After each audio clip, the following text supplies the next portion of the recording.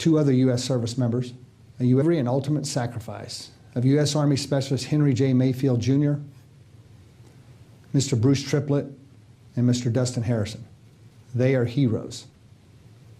It is a solemn duty to provide their families and the American people with answers about what happened that day. There are no words that can take away from their loss. You will also hear about the results of the Secretary of Defense-directed independent review of our investigation, which was conducted by U.S. Army General Paul Funk. U.S. AFRICOM took our investigation seriously and has taken extensive steps since the attack to make CSL Manda Bay and all of our operating locations across Africa more secure. I found the investigation team's work to be comprehensive, credible, and thorough. The independent review conducted by General Funk and his team validated that extensive work. All recommendations from the U.S. AFRICOM investigation have been implemented, some in the hours and days immediately after the attack, and others over the following months. We are also well along in implementing the recommendations from the independent review. At 5:20 a.m. on January 5th, 2020, a ruthless and determined enemy force of approximately 30 to 40 al-Shabaab fighters conducted a complex attack against U.S. forces and assets in Manda Bay, Kenya.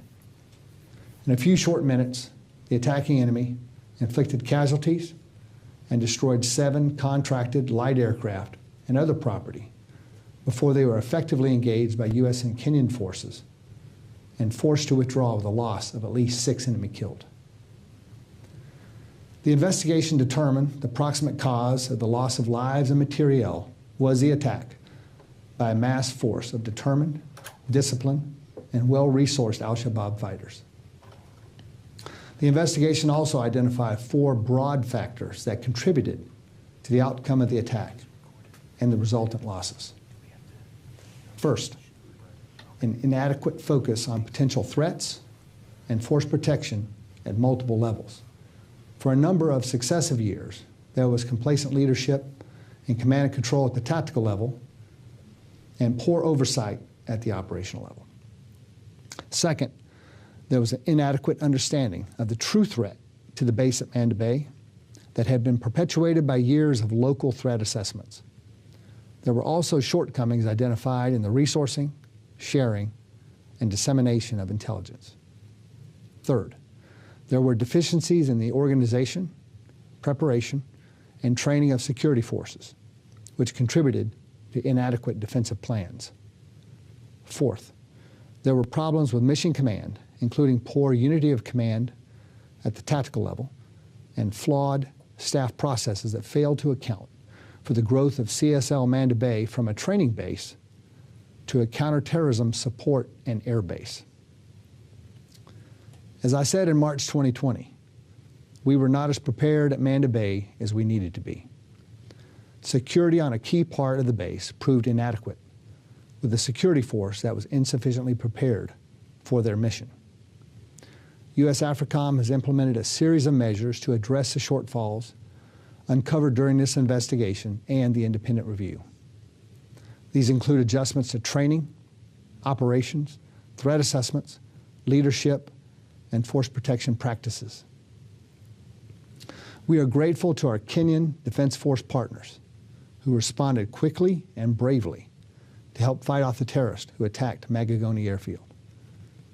The quick thinking, swift action, and bravery of U.S. Marines and Airmen, first responders, in concert with the Kenyan Armed Forces, was critical to containing and ultimately repelling this attack. Service in parts of Africa can be challenging, even dangerous at times. The threat from al-Shabaab remains dangerous and real. Al-Shabaab is the largest and most lethal arm of al-Qaeda, an enemy America knows all too well for its ambitions and appetite for destruction. What we do with our African and international partners to counter violent extremism in Africa is more important than ever. We hold a responsibility to Specialist Mayfield, Mr. Triplett, and Mr. Harrison to work every day to learn from this tragic event and to keep an attack like this from happening again. I will personally remember these 3 brave Americans and their families. We honor their legacies and their sacrifice by faithfully implementing the lessons we have learned from this attack, not only at Manda Bay, but across Africa, as we continue the fight they were supporting. With that, I'll turn it over to the team who will provide you with a more detailed brief and take your questions. Thank you.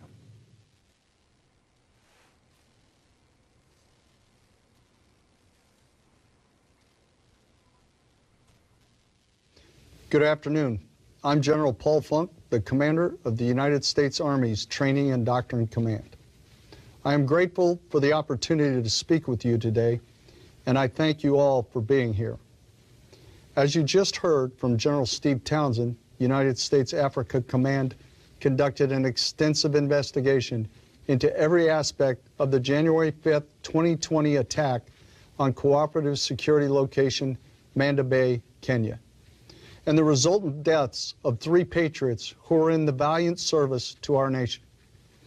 On behalf of the entire United States Army, I want to extend our heartfelt condolences to the families of Specialist Henry Mitch Mayfield Jr., Mr. Dustin Harrison, and Mr. Bruce Triplett.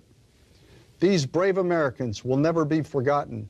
In fact, we are all here today to ensure we know what went right that day, what went wrong, and what we must learn and improve upon to ensure their deaths were not in vain.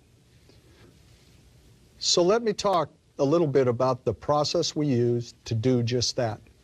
In March of last year, the Secretary of Defense directed the U.S. Army appoint a 4-star general to conduct an independent review of the U.S. AFRICOM investigation to ensure the department had a complete look at the causes of the attack.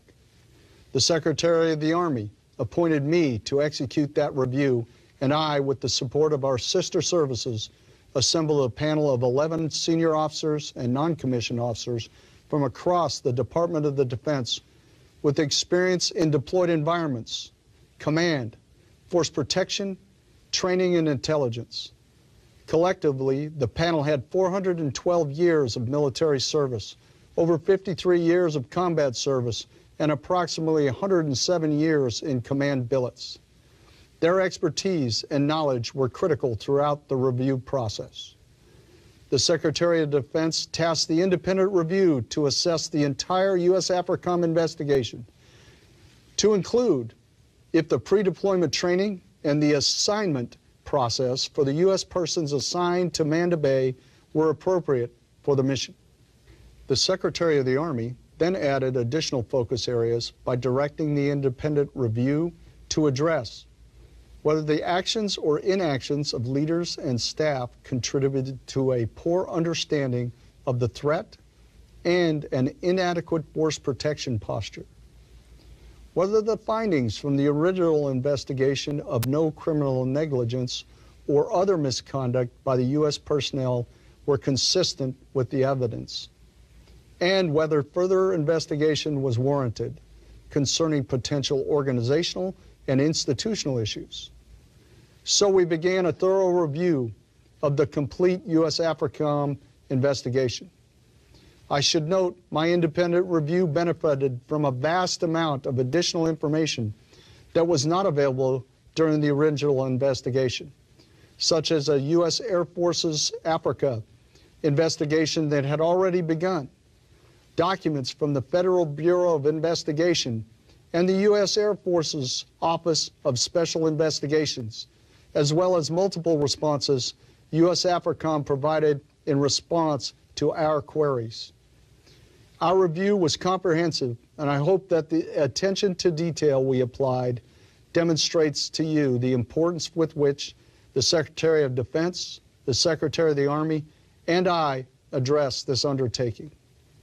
We lost 3 Americans who were willing to serve in an austere and dangerous location. Every member of my dedicated review team was committed to getting this right. Fundamentally, I found that the U.S. AFRICOM investigation was thorough, detailed, and supported by the evidence. I concurred that the proximate cause of the death of 3 U.S. citizens, injuries to 3 other U.S. citizens, and the loss of U.S. aircraft and property was the attack by a massed force of determined, disciplined, and well-resourced al-Shabaab fighters. No single point of failure directly caused the loss of life and damage to the property at Manda Bay. As General Townsend noted, his investigation identified 4 causal factors that contributed to the outcome of the attack. I concurred with these causal factors. Major General Tom Wilcox, a senior member of my review team, will provide additional details about the independent review for you today. Both General Townsend's investigation and my review found that neither criminal negligence nor misconduct by any U.S. personnel was the proximate cause of loss of life or property at Cooperative Security Location Manda Bay. But because the charter of the independent review resulted in a more in-depth analysis of individual leader actions, I was able to identify multiple personnel whom I deemed negligent in their actions or inactions, which contributed to creating a vulnerable airfield. I submitted all of my findings and recommendations to the Secretary of Defense, and thanks to the hard work of the panel, I found no further investigation was necessary. To the families of our fallen, as well as those injured in the attack, I commit to you our full accounting of the event, and I am deeply respectful of your sacrifice. Okay, with that, we'll turn it over to Lieutenant General Basham, Deputy Commander of U.S. Air Force's Africa. He'll be joining us, as you see, virtually to brief you out on the 15-6 investigation. General Basham, can you hear me? Do you have us?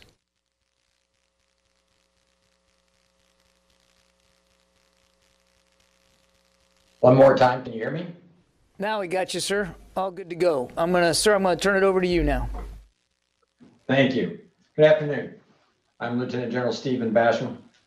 I'm speaking to you from Ramstein Air Base, Germany, and representing United States Africa Command.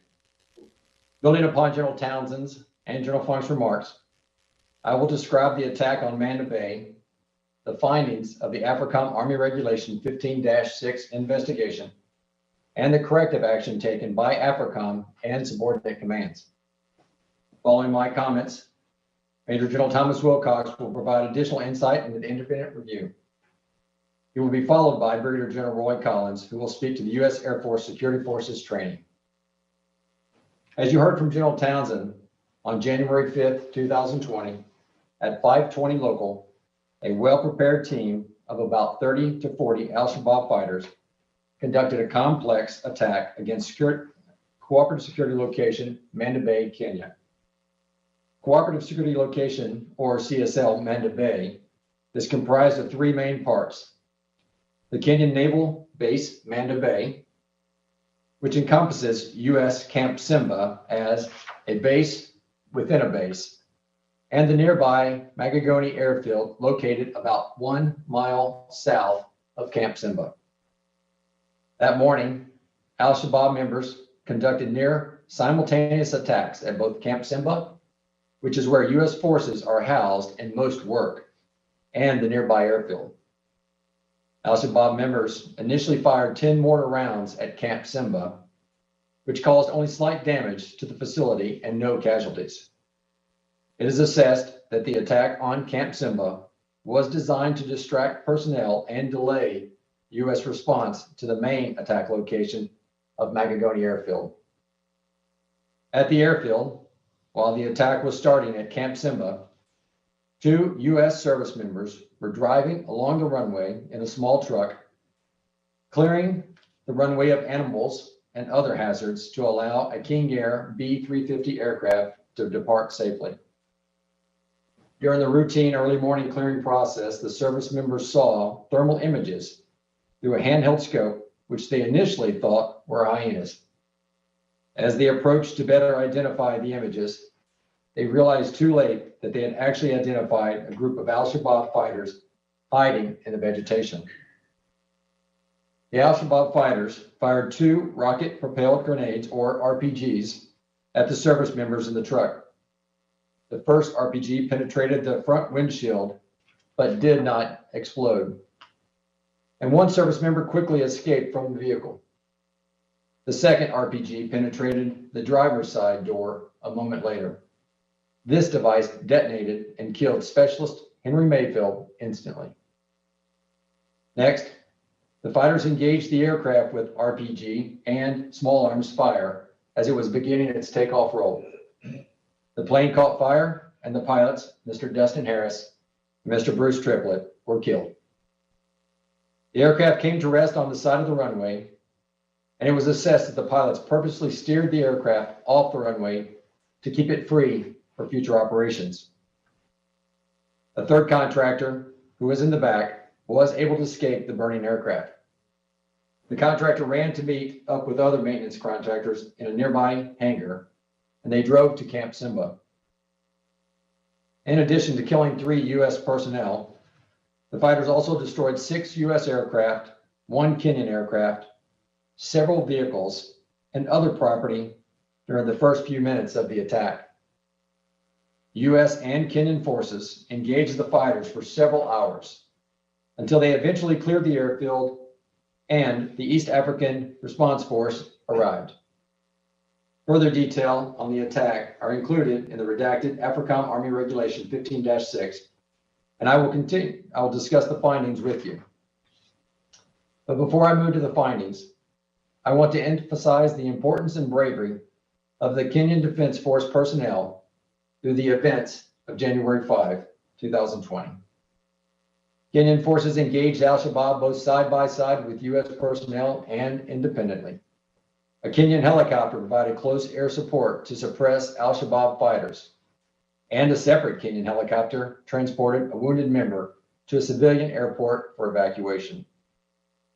Without question, the swift, skillful, and courageous response of the Kenyan Defense Force saved many lives that day. We are grateful for their strong relationship we have with these partners in Kenya, and especially for the bravery and skill they demonstrated that day. Now to the findings. The AFRICOM investigation found that the proximate cause of death, injury, and property damage was the attack itself by a masked force of determined, disciplined, and well-resourced Al-Shabaab fighters. No one act or omission by U.S. personnel would have avoided the attack. However, the investigation also identified 4 causal factors which contributed to the outcome of the attack. These findings are binned into 4 main categories: inadequate force protection focus, inadequate understanding of the threat, inadequate security force preparation, and problems with mission command. Following the attack, AFRICOM directed subordinate component commands to implement the following corrective actions at all locations on the continent, not just Manda Bay. Prioritize physical defense improvements. Conduct more frequent leadership visits and security inspections. Enhance intelligence sharing. Increase the size of security forces and adapt their focus and capability according to the threat at the location. Include defensive plans in pre-deployment training. Ensure clear command and control relationships, especially regarding force protection, and employ mobile surgical teams. Specific to Manda Bay, the improvements include clearing vegetation around Magagoni Airfield to improve fields of observation. Establish 360-degree defense at the airfield. Improving defenses, fighting positions, and indirect fire protection at Camp Simba. Increasing Kenyan participation in security operations. Increasing frequency and range of patrols, and improving communications, function, and capability of the Base Defense Operations Center. We continue to mourn the loss of Specialist Henry Mitch Mayfield, Mr. Dustin Harrison, and Mr. Bruce Triplett. Their memory remains strong and in the forefront of our minds as we continue to enhance security at Manda Bay and across the continent. These tragic losses served as a catalyst for significant improvement to force protection, intelligence sharing, security force preparation, and mission command for U.S. forces across Africa. As we counter ongoing threats from violent extremist organizations, these improvements will better protect our service members. This concludes my remarks. I will now turn the podium over to Major General Wilcox. Good afternoon, and thank you for being here today. I'm Major General Tom Wilcox, and I was appointed, along with other officers and non-commissioned officers from across the services, to assist General Funk with an independent review of U.S. Africa Command's investigation into the attack at Cooperative Security Location Manda Bay. I appreciate the opportunity to be chosen to assist General Funk in his efforts and to be here today to share with you the key findings and recommendations from his independent review. I should note that before the independent review was directed, I was appointed to investigate aspects of the attack at Manda Bay by AFRICOM's Air Component Commander. That investigation was stopped when the independent review began, but not before I was able to walk the ground at Manda Bay, which definitely helped us during the review. The independent review first focused on understanding the facts, findings, exhibits, and supporting documents included in the original investigation. After exhaustive efforts by the independent review team, we concurred with the investigation on every significant issue. However, as General Funk explained, we benefited from a great amount of additional information not available at the time AFRICOM conducted its investigation. And we were able to expand on the 4 broad categories identified in the original investigation. That contributed to the outcome of the attack.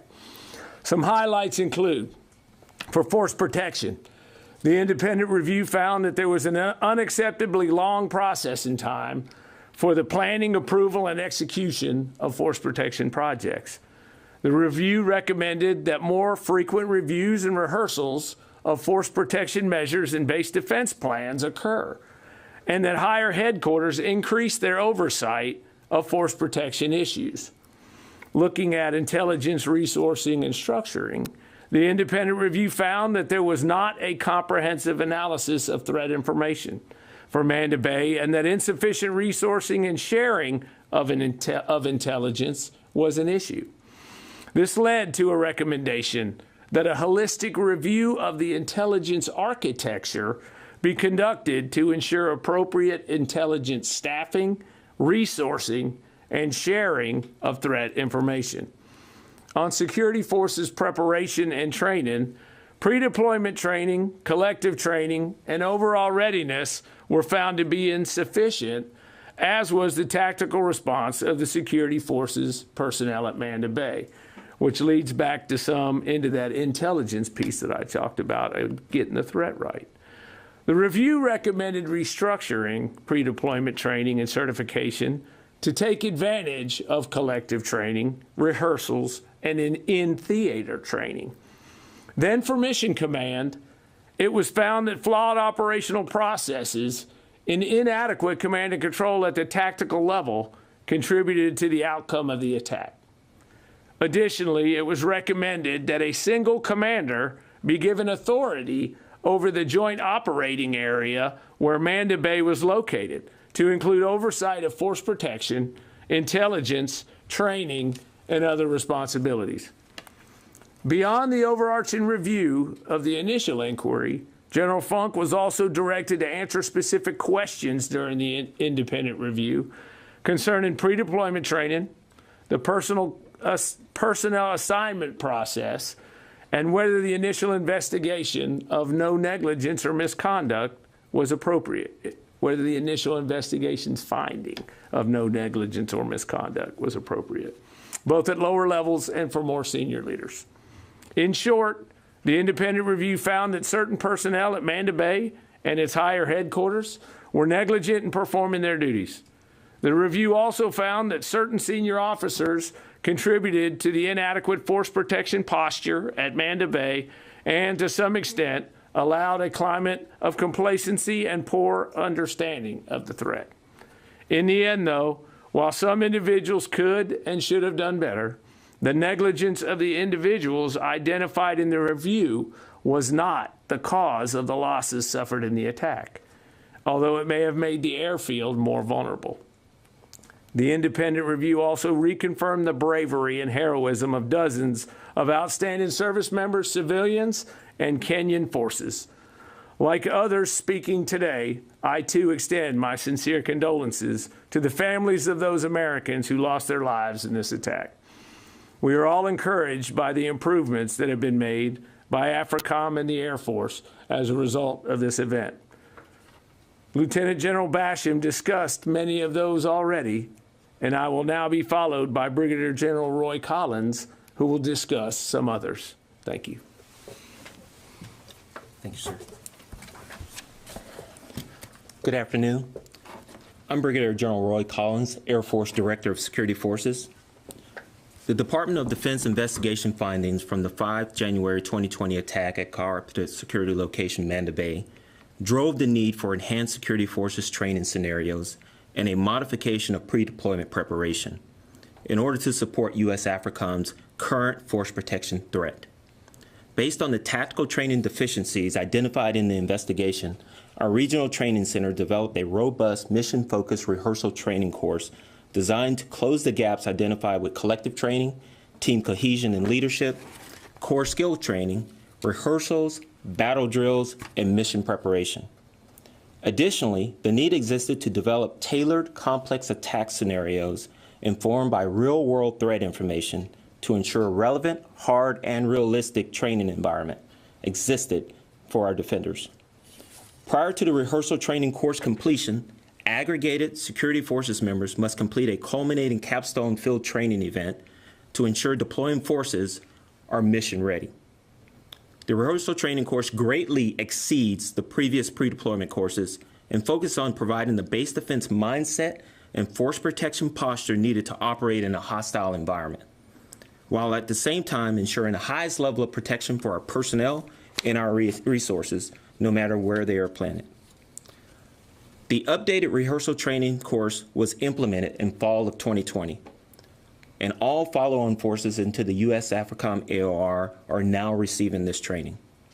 Following the establishment and the execution of this course, as a member of a joint team, we conducted an on-the-ground assessment of the deployed forces within the U.S. AFRICOM AOR to validate the training met the force protection required standards.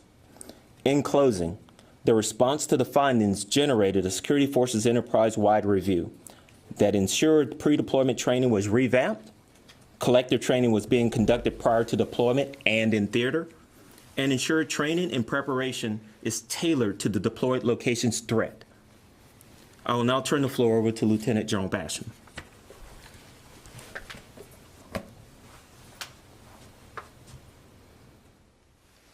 I think you're on mute there still, General. And Mr. Kirby, I'm showing that I'm off mute. Can you hear me? You're good now. Okay, I'll turn the floor over to you, and then we're prepared to take questions. Thank you. All right, General, thank you. Okay, we'll go to questions. Lita? Hi. I'm not sure exactly who can swing at this, but I've a couple things. One, you talked about improvements to training, et cetera. I'm wondering, it sounds like that is probably applicable to all forces going to AFRICOM, but was there any effort to consider whether or not similar deficiencies were at other areas, at other bases that also could benefit from some of the changes that were made here, including staffing shortfalls? And then secondarily, can you assess the ongoing al-Shabaab threat and whether sort of overall has that changed, increased at Manda Bay and or in that region? And I have one thing that I don't know that you can address, but on the punishments, I know there's not a lot of detail about the discipline, but can anyone address whether anyone was fired, relieved of duty in any way other from their jobs, not removed from service, but anything like that. Yeah, Lita, let me jump in before the generals on the accountability thing. We would refer you to the Air Force. These were administrative actions that were taken, so it would really be up to the Air Force to be able to decide for themselves how and to what degree they would speak to that. The generals here would not be in a position to talk about accountability. And I'll turn it over to any of you on our other questions on who might be best for those. General Collins, I'll offer to you for the training, and then I'll touch on the Al-Shabaab threat. That's a good copy, sir. So, ma'am, in relation to the training, in relation to the training, that impacts all the U.S. AFRICOM theaters. So every security forces member deploying into U.S. AFRICOM is required to complete a 27-day mission-focused readiness training course. That course focuses on those rehearsal drills, those battle drills, those core skills, and allows them to collectively come together and train as a team so that when they're in the AOR, in the fight, they understand from a command and control perspective what should happen, how it should happen in any environment that we put them in, regardless of the size of the threat. So that training was implemented in the fall of 2020, and it is now set in for any forces going into the U.S. AFRICOM AOR. In relation to how do we do this across a 38,000 personnel enterprise, we've started, with the current 38,000 we have, but we also went into our officers course and our sessions course for our enlisted airmen, and we embedded base defense as the foundational skill set required for any location that they are assigned to or deployed to in alignment with the National Defense Strategy. A follow-up to do we consider Al-Shabaab to still be a threat?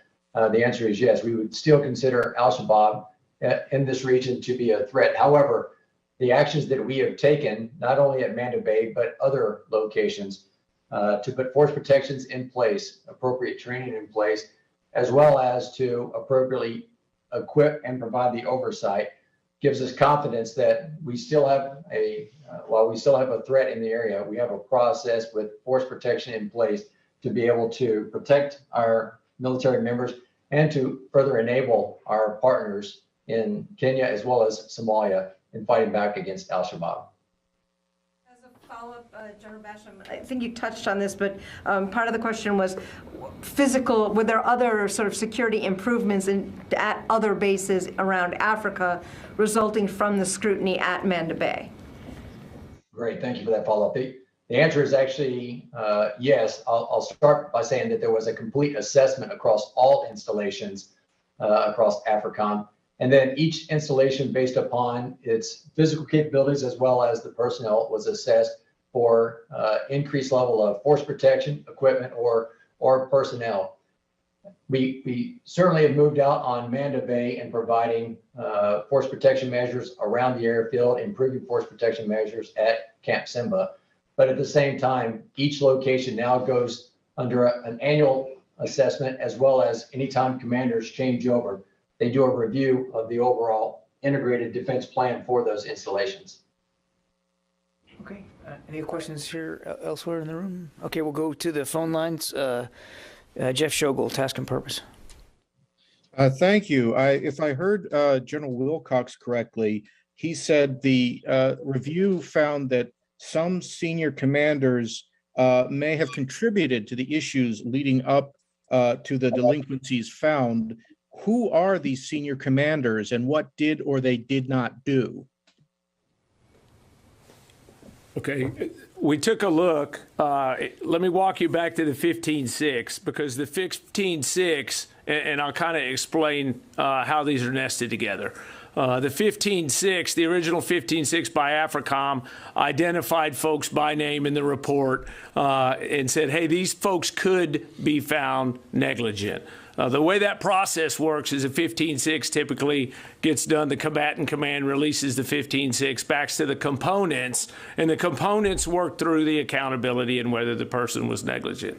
I was actually on that team as part of the Air Force Africa prior to the Secretary of Defense initiating and ordering the independent review.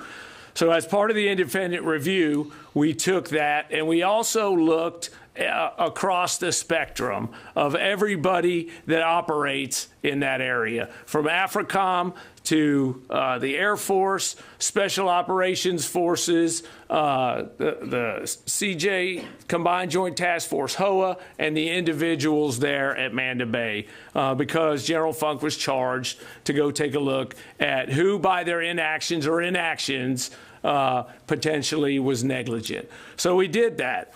And we looked and we found, and we said senior officers. We didn't say anything about commanders in the statement. General Funk said senior officers. He found some senior officers at the level above Manda Bay, and recommended negligence on those officers, basically because of the insufficient oversight that they had or provided, their inaction on that oversight for force protection, intelligence, et cetera, at Manda Bay. And then the remaining folks were obviously, officers, senior NCOs down to enlisted at Manda Bay that were included in those negligent findings that we turned over to the Secretary, and then that Mr. Kirby was saying were turned over to the Air Force. So I direct you to the Air Force to find out the outcomes of those. But that's basically that process and what we took a look at. Okay. Yeah, go ahead. Please identify yourself. My name is Raj. I work for Ruda Media Network. My question is on the attackers. I believe you said 6 of them were killed and there were about 30. But did the investigation also look at who, if there was a particular al-Shabaab leader or figure that was behind the attack? Offer that following the attack, there was a process to go through to see if we could find out who was behind the attack. During 2020, there were upwards of 50 attacks on al-Shabaab, and in 2021, upwards of 10 attacks on al-Shabaab. I can say that from talking with General Townsend that we would assess that at least one individual that was connected to al-Shabaab was in one of those attacks. But as far as any additional information or intelligence as to what has been done to locate individuals that were specifically involved and maybe even on the airfield, no additional information at this time. Okay, we'll go to Kasim on the phone there. Hi, John. Thank you very much. My question is covered. I will defer my chance for the next briefing. Thank you. All right. No more questions in the room? Okay, gentlemen, thank you very much for a really thoughtful and comprehensive presentation. We really appreciate your time. And General Basham, thanks for joining us virtually. Again, we appreciate that. This concludes the briefing for today. And again, for any other questions regarding accountability, please refer those to the Air Force. Thank you. Thank you, sir.